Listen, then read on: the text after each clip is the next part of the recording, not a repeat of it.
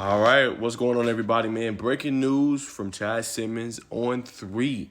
Elite athlete Tyriq Green has officially trimmed his list to 8 schools, man. I got a chance to see him over the past few years.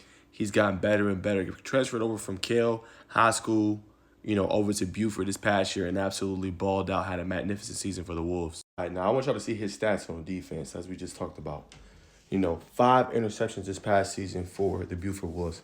Was easily their best defensive back. I know they got Nasir McCoy, who's a stud as well, 4-star type prospect, but he's obviously one of the best ones they have. And then you go and you look at what he did offensively.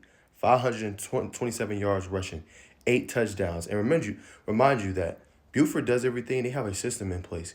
Not saying other programs don't, but they don't ride their running backs. The last time they did that was Justice Haynes when he had transferred over and he was their main back. They have like 3 or 4 backs.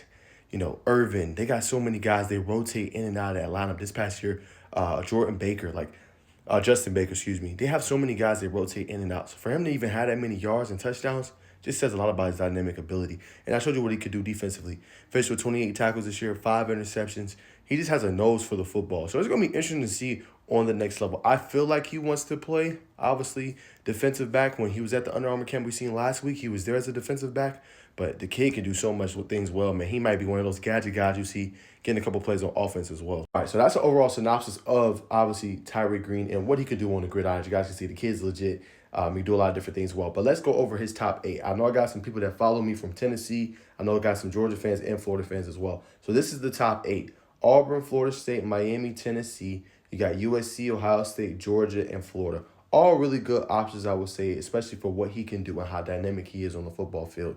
I feel like early on, Georgia does have an advantage, obviously, because they are the closest school here. But don't count out Florida in this recruitment as well. They just lost a recruit who just decommitted, Walters, who was a 4-star prospect. So they're going to be looking to recruit this position at a high level, and they have been at the secondary spot. Ohio State's also another team to watch here as well with what they've been producing at the defensive back spot this past year. You look at DB, you look at, obviously, cornerback.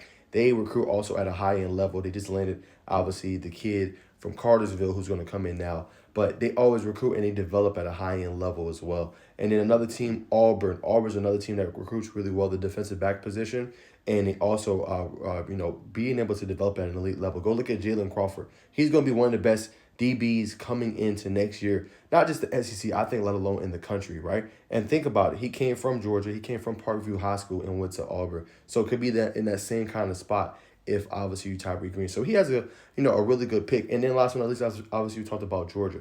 Georgia also develops at a high-end level. They've been putting guys in the league at a DB spot, right? When you look at Kamar last year, you look at, guys like Keely Ringo. I know he hasn't played a lot with Philly. That's just because they're so talented.